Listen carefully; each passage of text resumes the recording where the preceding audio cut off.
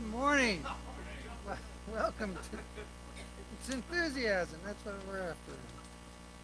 Welcome to the Center for Spiritual Living in Central Texas, where we think more expansively, love more completely, and live more joyously.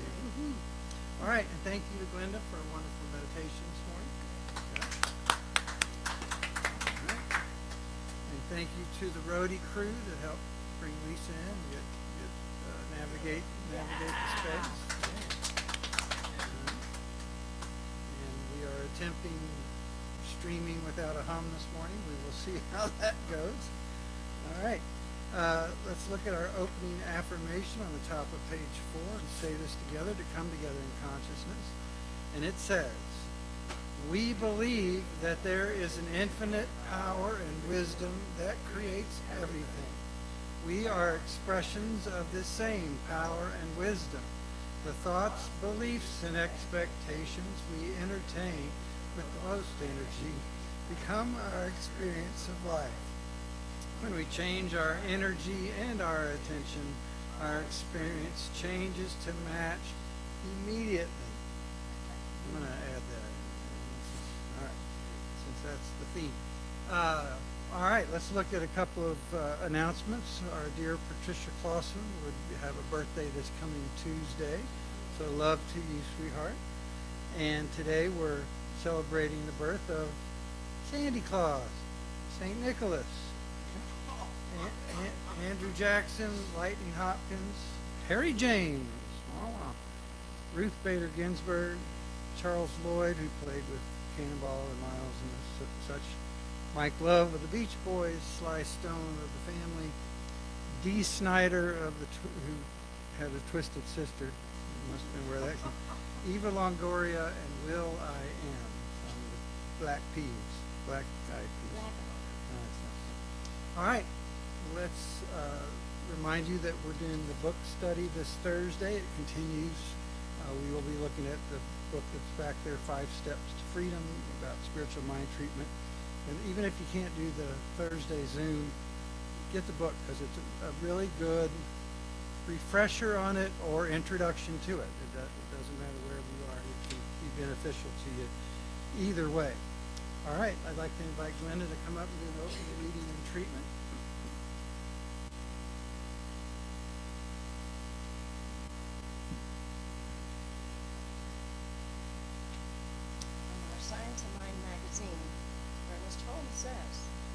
There is a power in the universe, and this power is available to everyone.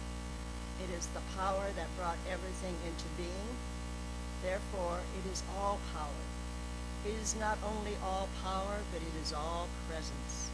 It pervades everything, and it is at the very center of our being. This is what we are learning in class, really deep level. So let's just take a moment to center ourselves and feel that peace at the center of everything.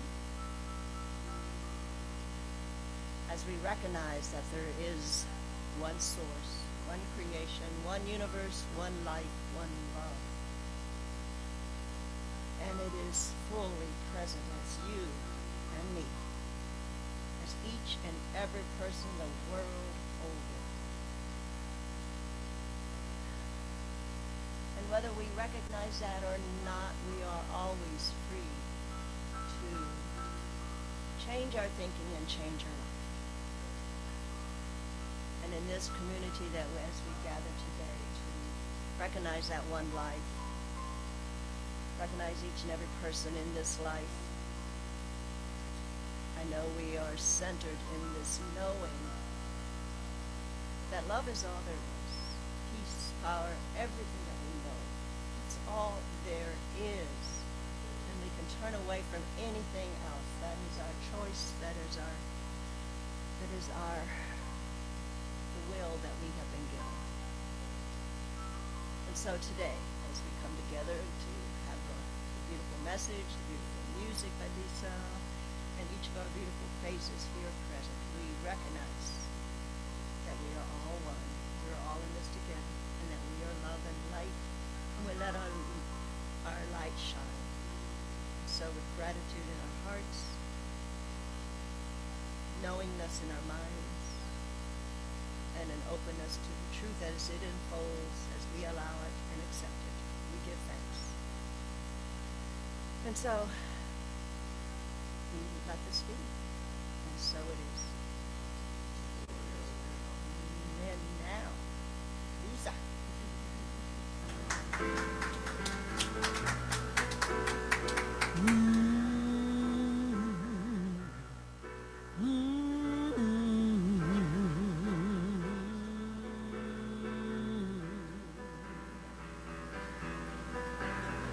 Don't put your head on my shoulder, sink me in a river of tears.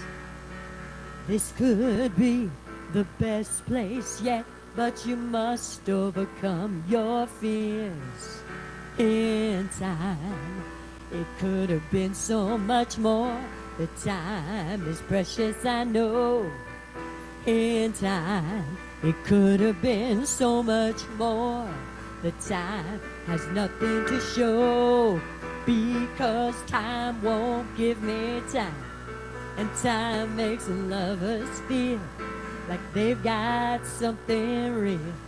But you and me, we know they've got nothing but time. And time won't give me time, won't give me time.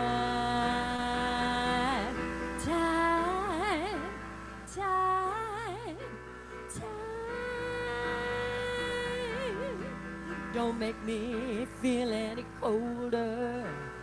Time is like a clock in my heart. Touch with touch, was the heat too much? I felt I lost you from the start. In time, it could have been so much more. The time is precious, I know. In time, it could have been so much more. The time has nothing to show, because time won't give me time. And time makes lovers feel like they've got something real. But you and me, we know they've got nothing but time. And time won't give me time, won't give me time. Time, time, time.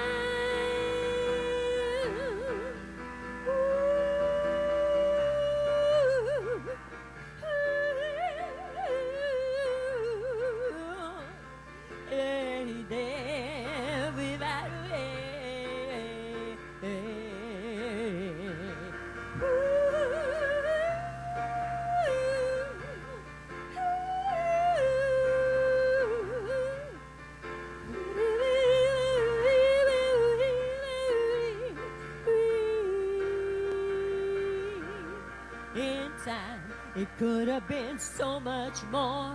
The time is precious, I know. In time, it could have been so much more. The time has nothing to show, because time won't give me time. Time makes lovers feel like they've got something real. But you and me, we know they've got nothing but time, because time won't give me time. Time makes lovers feel like they got something real. But you and me, we know we've got nothing but time. We got nothing but time. Never mind.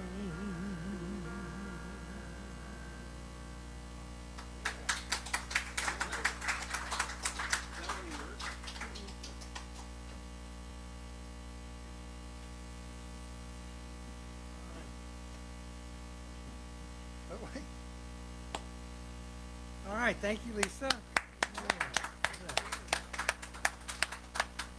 Very topically appropriate.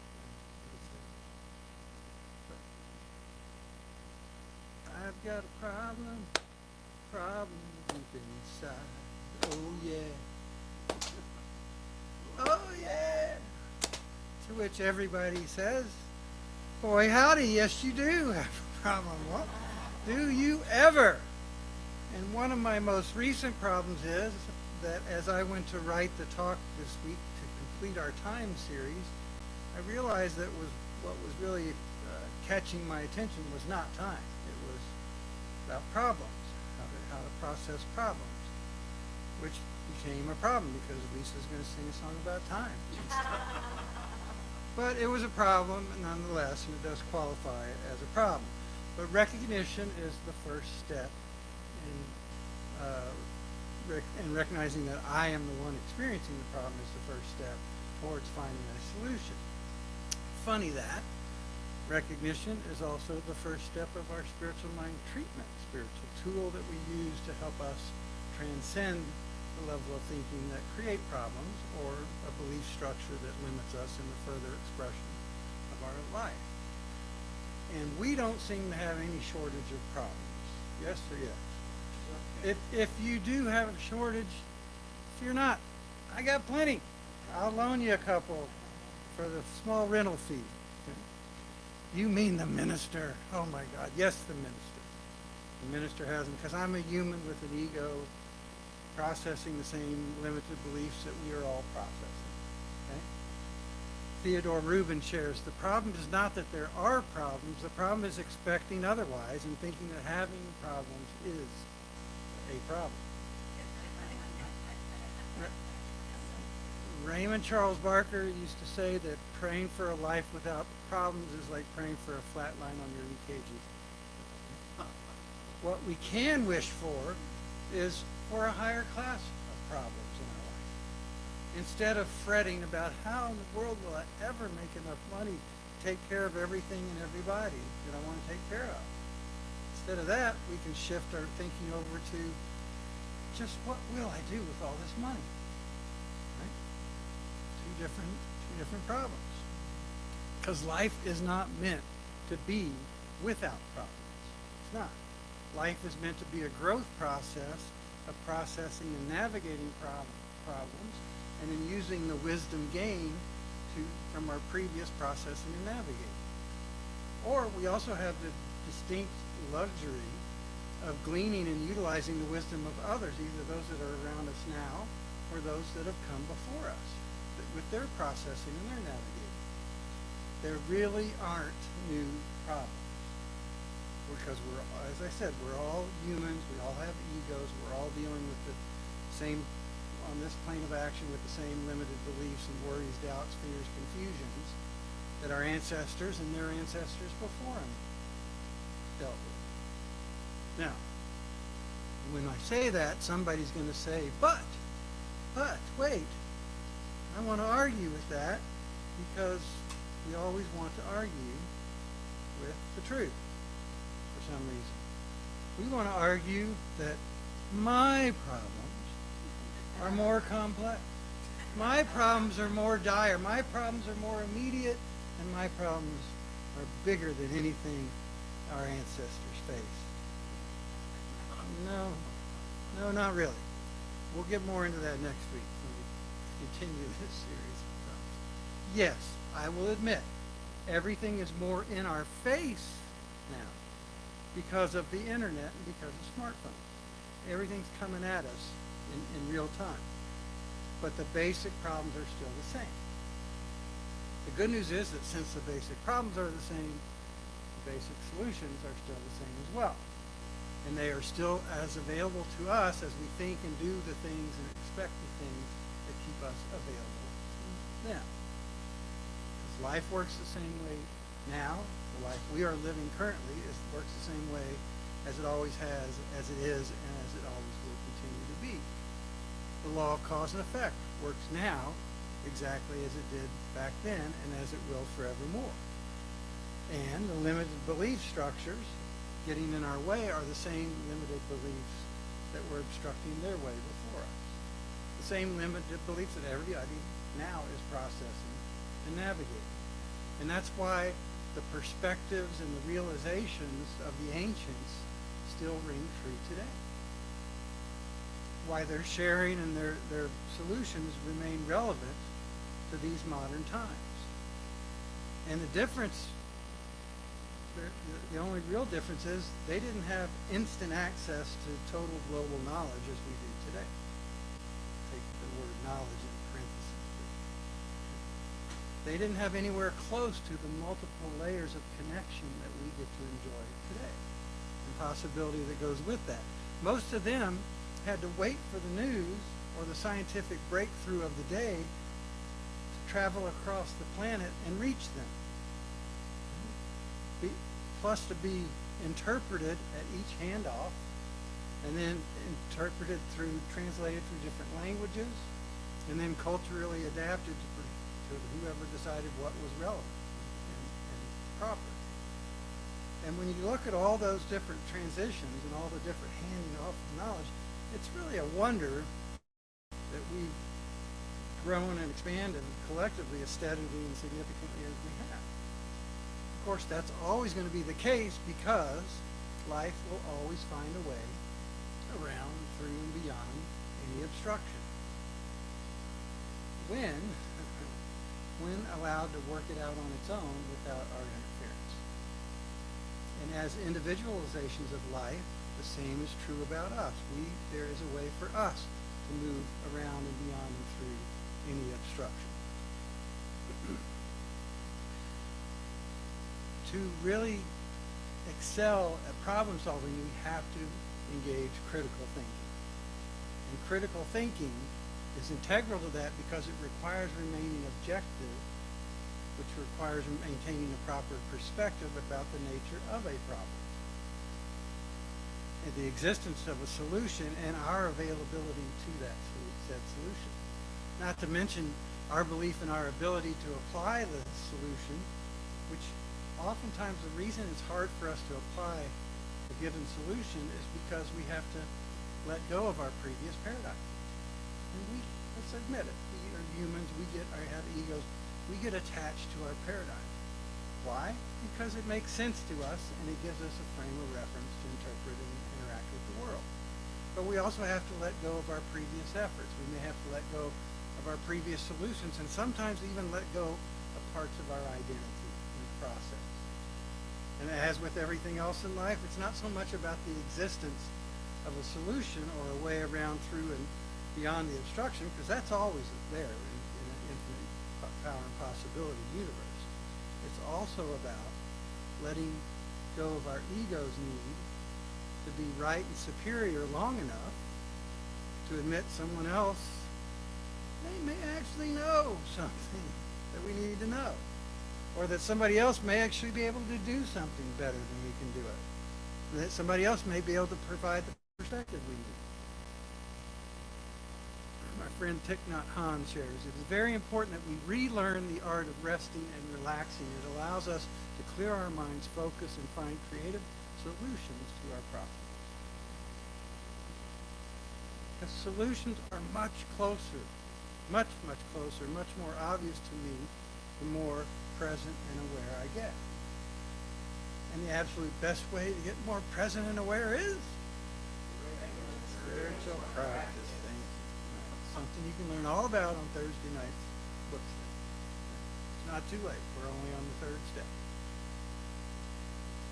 Now, getting present and aware helps me become creative with the available resources I can figure out.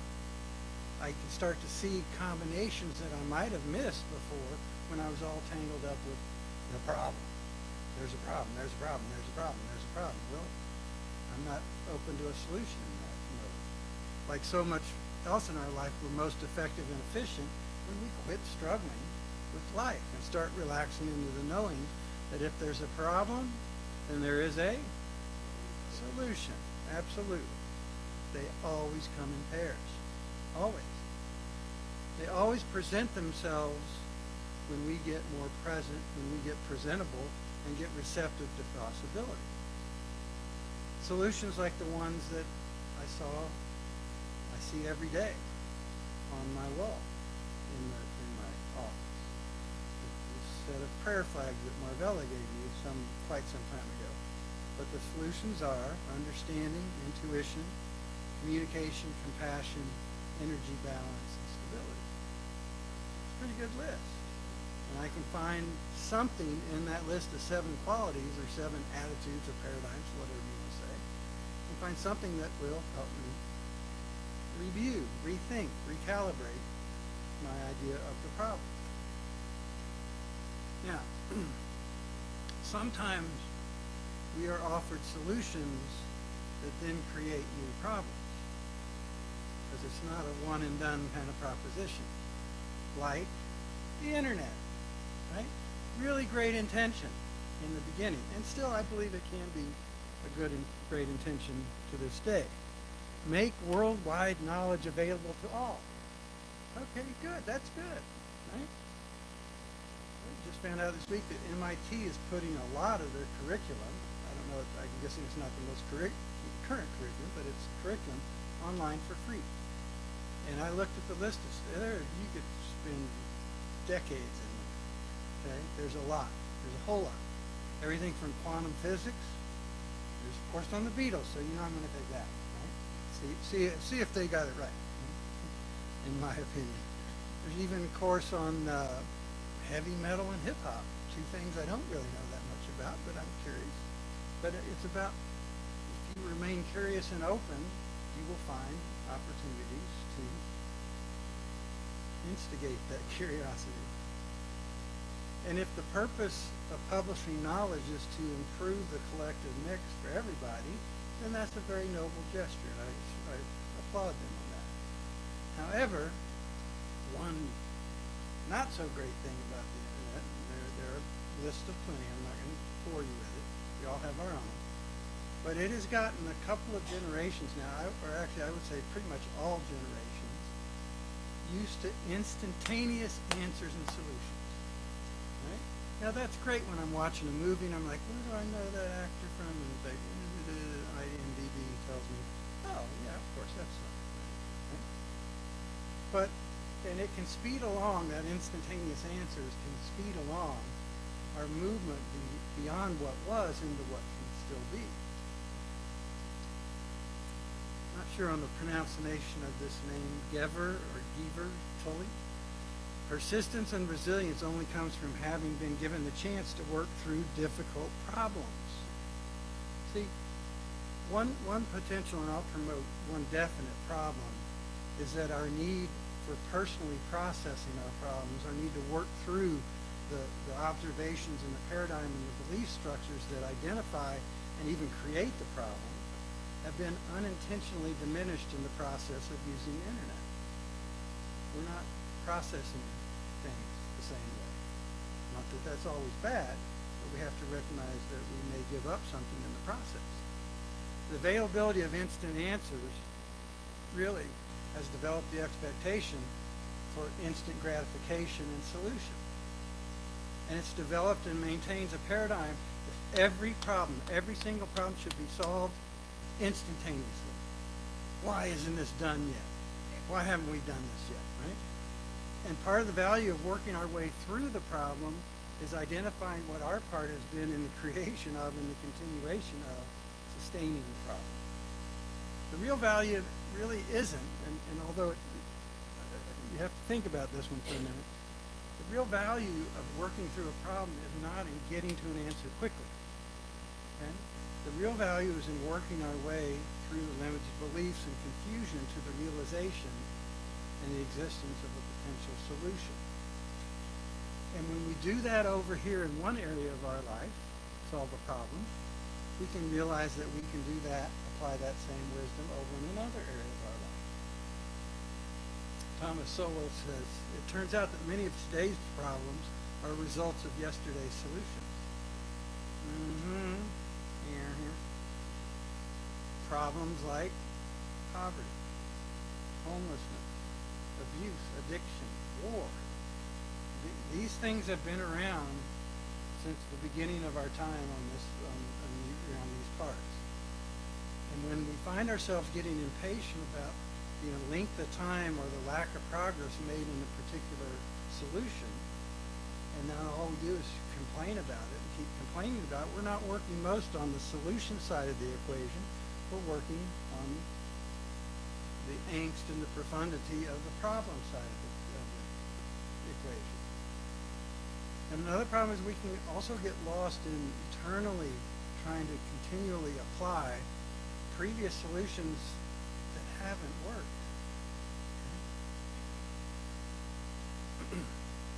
Now, I can tell you one of the most significant shifts in my spiritual path so far was when I searched and I searched and I searched and I searched and I searched and I searched and I searched and I searched and I searched, and the record really was broken like that, for answers.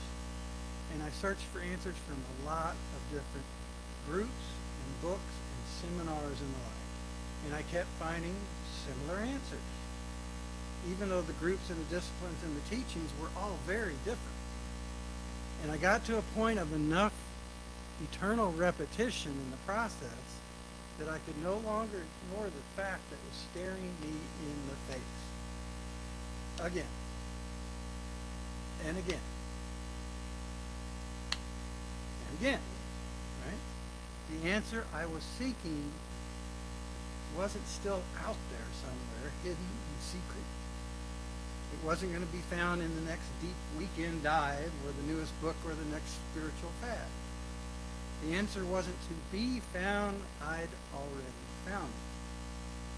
What was missing in my process and beyond this wasn't yet another version of the same answer. What was missing was actually my applying the answers I'd already found. Application of the knowledge. Simple awareness, I thought. We get those all the time. Perhaps I thought too simple. I couldn't come up with anything that brilliant. But when I did make that shift of application of the knowledge I found, then things really started to take off and move and started lining up in ways I previously only dreamt of. And I'm sure you've all been through the same process in your own ways. You seek answers, you seek clarity, you seek ability, and you find it. Because it's not hard to find stuff these days, right? And then you get distracted with the next shiny thing that comes along, you start to pursue that. And you start to get some success with that. But then you get back into the seeking mode, and you start to notice, oh, there's another yet another shiny thing over there. There's a green shiny shamrock in the back. Hey, I made you all look. Only to find in all that pursuit and all that seeking, only to find similar answers. Look, man, 2 plus 2 equals 4, right? Unless you're in politics. It equals 4 in all languages, in all cultures, all over the planet, no matter who's doing it. No matter how it's dressed up, it's the same thing. And we don't need more information. We were drowning in information. What we were really seeking is meaning in our life. Deeper meaning and transformation, I believe, can really only be found by the application of that information. And the power that we seek, that we intuit, will be assimilated by all the seeking and finding, is only realized when we start to apply it into the actual living of our lives. Apply it. Integrate it into what we consider possible for ourselves individually and what we consider possible for ourselves collectively. See, we miss the actual solution by believing that there must be another answer. Oh, that's okay. Yeah, okay, but there must be another answer. Yeah, in an infinite universe, there are infinite numbers of answers. There are. There's always going to be another answer. But the next answer, the one we think must be more evolved than this, only becomes relevant and fully available to us after we've started integrating the answer we found. Or at least try it some. Life is the unfolding of wisdom through the use of wisdom to reveal greater wisdom. Founder Dr. Ernest Holmes shares, when a problem confronts you, take it into the silence of your consciousness. Instead of thinking of the problem, think of the answer. By affirming that there is an answer, you're declaring that it's already around. So this week, when you've observed yourself identifying a problem, and are we all going to run into a problem of, I'm talking about life and death kind of stuff, although it could happen. But I'm talking about we all are going to run into a problem. Yeah? All right, good. Somebody, just, I'll run into a few for you if you can. And that problem is usually some kind of a desire for further expression of ourselves in a particular direction, right? Don't fall into the self-created trap of being impatient and rushing to get to the solution and move on. That's just kind of avoidance masquerading masquerading the deeper problem. Especially don't avoid it. Don't be in a rush to find the answer if it's a problem that is repeatedly familiar to you. Anybody got a couple of those? A couple of thousand? I'm not thinking that smallly. But remind yourself and each other that all this is going to work out. It is in divine timing. When we get ourselves present and aware enough to get ourselves in alignment of the divine flow and the divine creativity. And the best way to do that is our regular spiritual practice.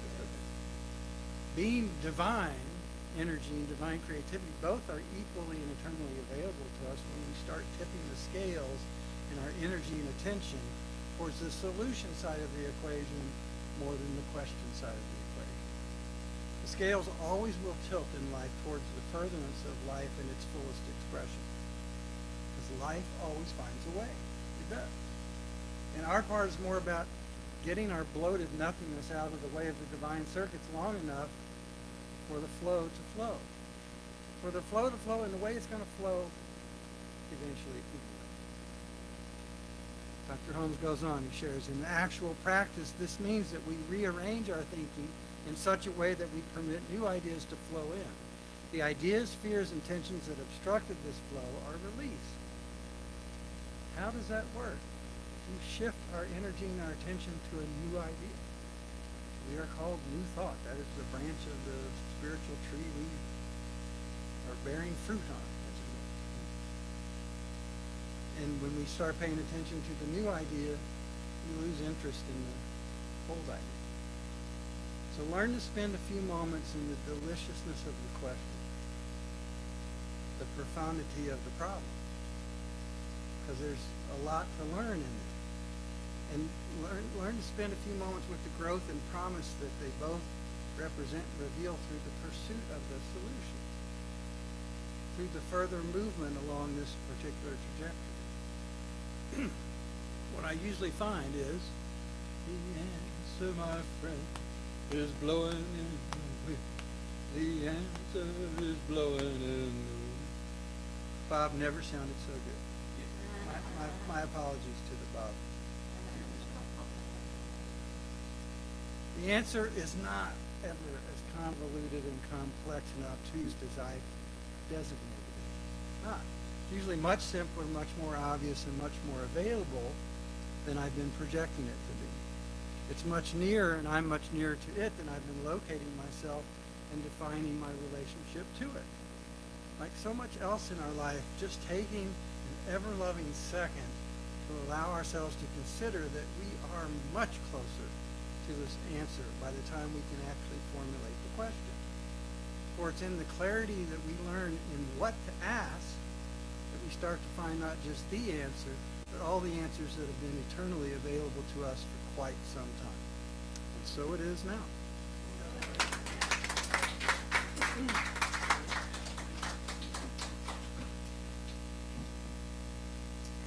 By the way, Tom, music sounds great, but there's still a hum. So that's that. All right.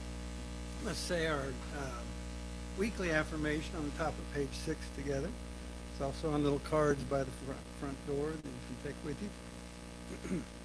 And it says, any problem is simply an indication I've reached the edge of my current awareness and understanding.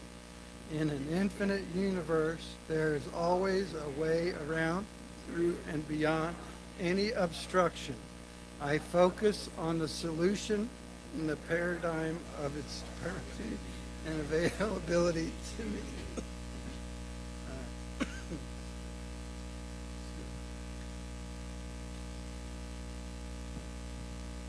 Let's give ourselves the gift of our good attention. Maybe take a deep breath or two, or close your eyes, or reposition your physical form, and allow yourself just to get present. Get aware. In this moment. This is where our life is lived, in this moment.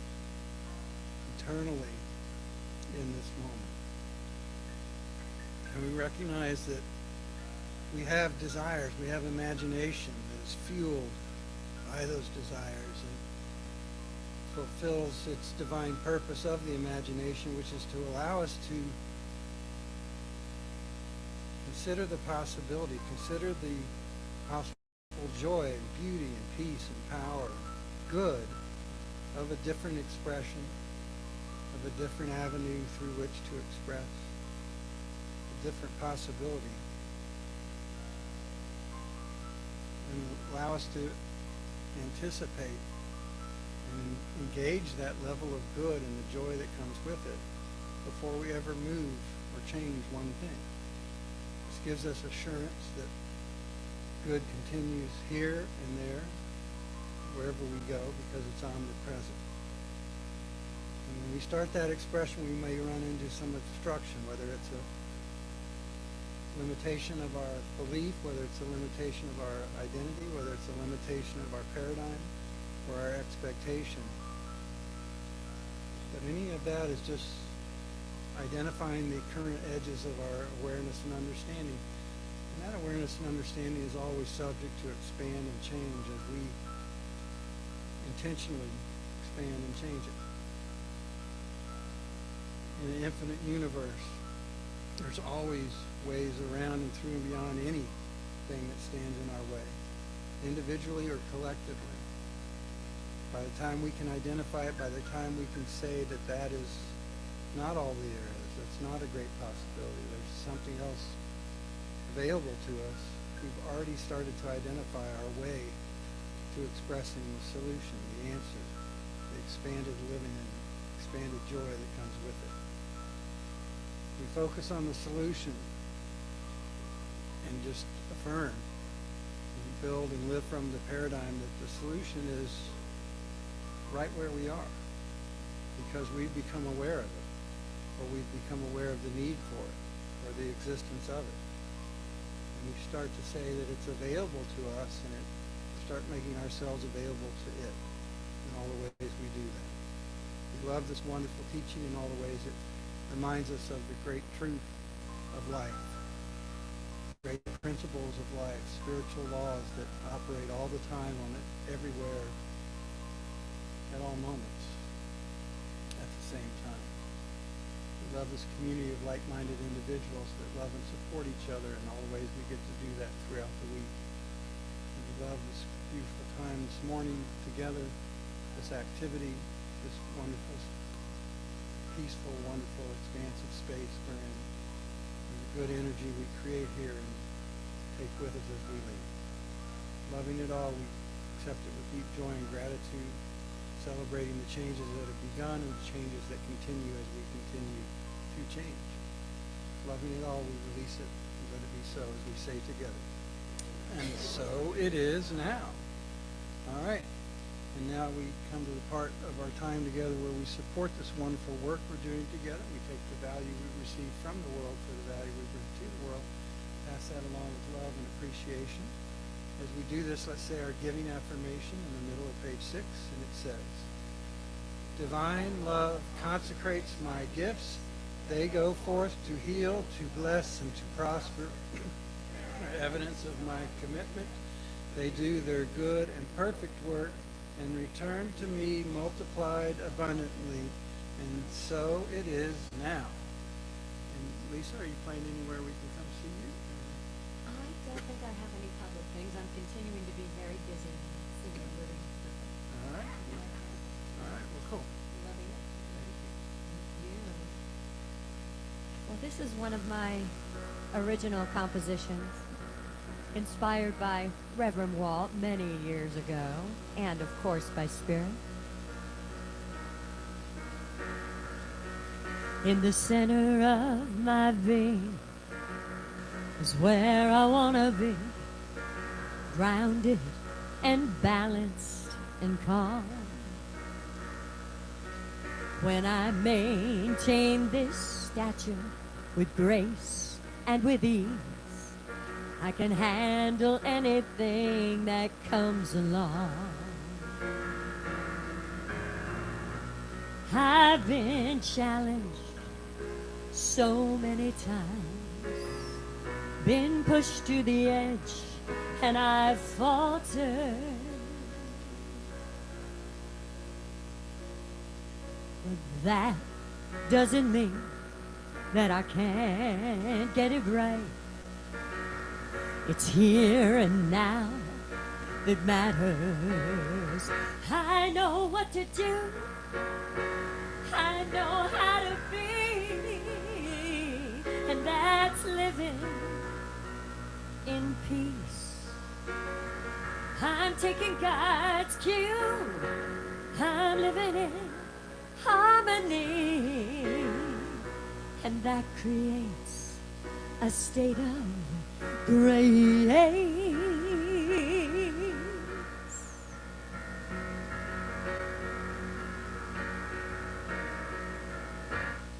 So I'll focus on love and friendship and know that everything's going just right. Expressing my gratitude in so many ways, morning, noon, and night. Life is nicer when we see the good. Each moment's a gift and a blessing. So I listen to Spirit. It's now understood. My heart is here confessing. I know what to do. I know how to be. And that's living in peace.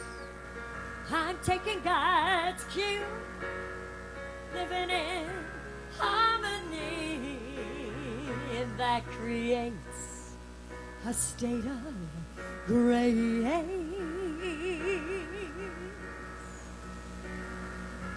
Grace. In the center of my being is where I wanna be, grounded, balanced, and calm.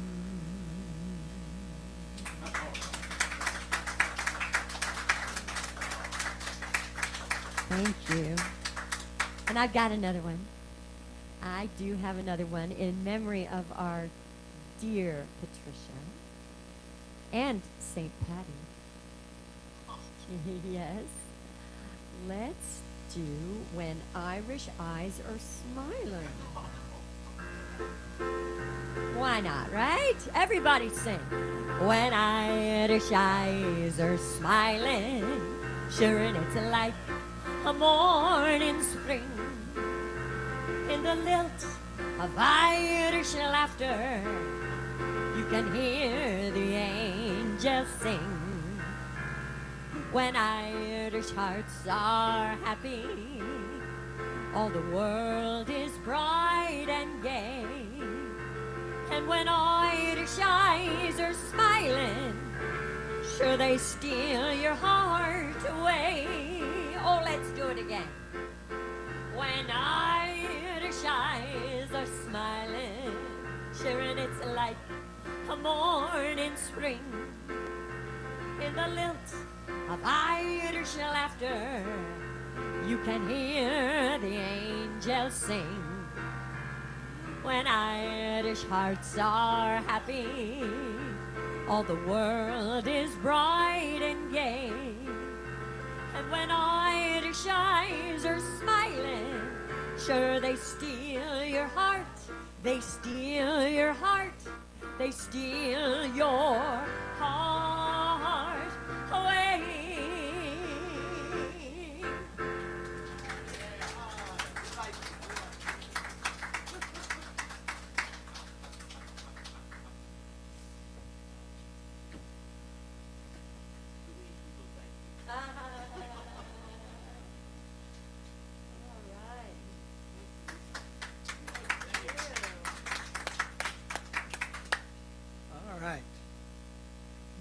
come to moments of gratitude or recognition of ways that you've applied a spiritual principle and the difference it made in your experience.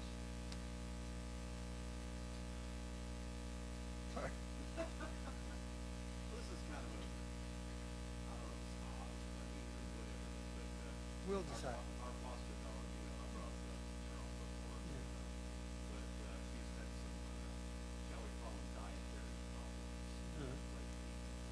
And we're not sure what the cause of it is, but we've approached it with, love, and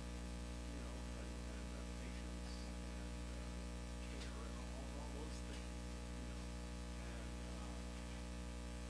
it's probably made a difference to her, to have that Sure. kind of energy around, but it's really helped us, because, it's easy to get impatient with something like that, Yeah. or, go a different direction. But,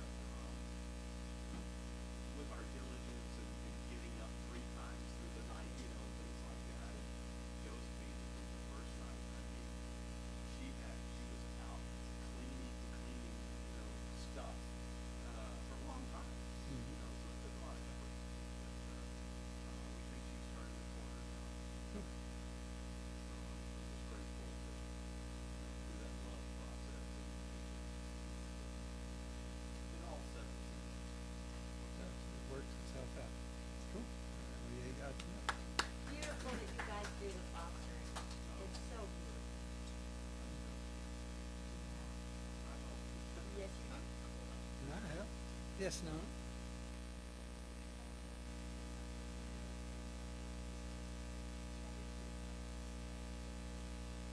Oh, cool. That's great.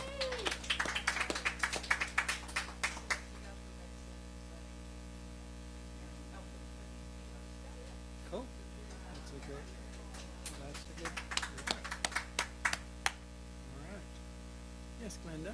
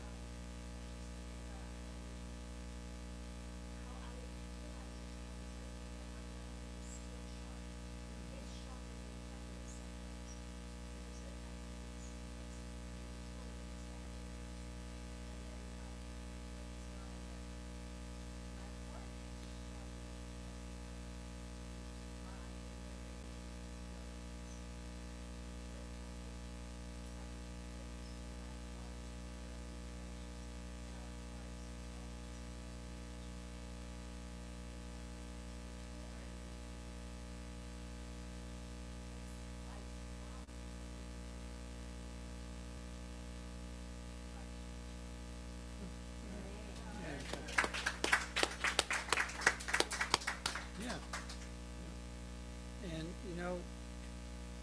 there's times where it's important that we remember, and there's a lot of stuff that I think part of our thing is we cram so much stuff in. It's like your subconscious is going, okay, what really matters?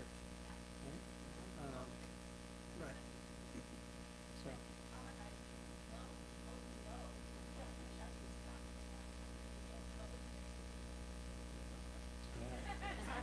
But it's an opportunity to meet somebody all over. Yes, Karen?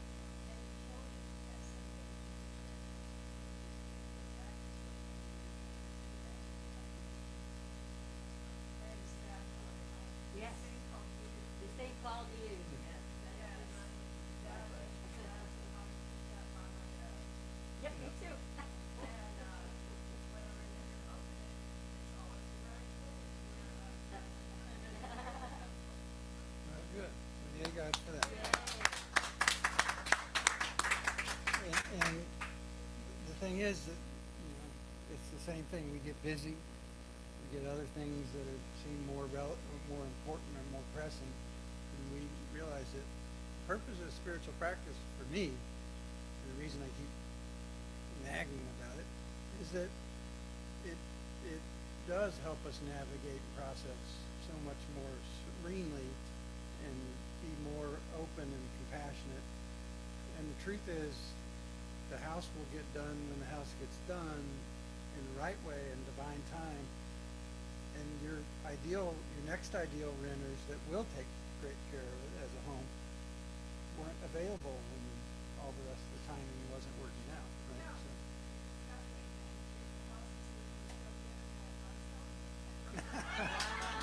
All right. Well, then there's that. Okay. It's, all right. Well, then you're getting it ready for the right and perfect buyer. And I know I know when we go to the coast, it's a different mindset of timing and priority and urgency. It's not always what you think it's going to be or what it should be or whatever. It's a whole thing, but it's all good. All right. Okay, let's look at your opportunity for application in your life. Observe yourself when confronting your next problem. Notice how limited ideas about yourself in life are predominant in your assessment of what is. I should say if they are.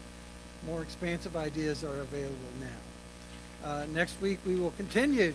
We're just focusing on problems. But we're going to talk about my problems, how unique my problems are, and how they need special solutions. Love to our dear Patricia and all the birthday things. We'll see you on Thursday and at the Zoom at your availability for that. Let's say our closing affirmation together, which is on the middle of page 7, as we prepare to go out and enjoy this beautiful day. And which is going to be 96 degrees, and then usually this time of year in spring we get like a 30-degree swing from day to night. This one's going to be 50. So it's like, all right. I get my long johns back, so it's good. For a minute. Don't worry, I wore them this weekend. It was cold enough. It's generally cold enough. All right, it says, I am an expression of infinite divine creative intelligence. Knowing a joyful serenity awaits my recognition and acceptance. I take this moment to deepen my understanding that I am perfect, whole, complete, and dynamic. My soul is forever established in life, love, light, power, peace, beauty, and joy. I lift my eyes to the divine in me, in those around me, and in all of life. I walk out to the world with an uplifted heart and a mind open to the infinite creativity of all life. And so it is now. All right. Thank you very, very much, and we will see you next time. Yay.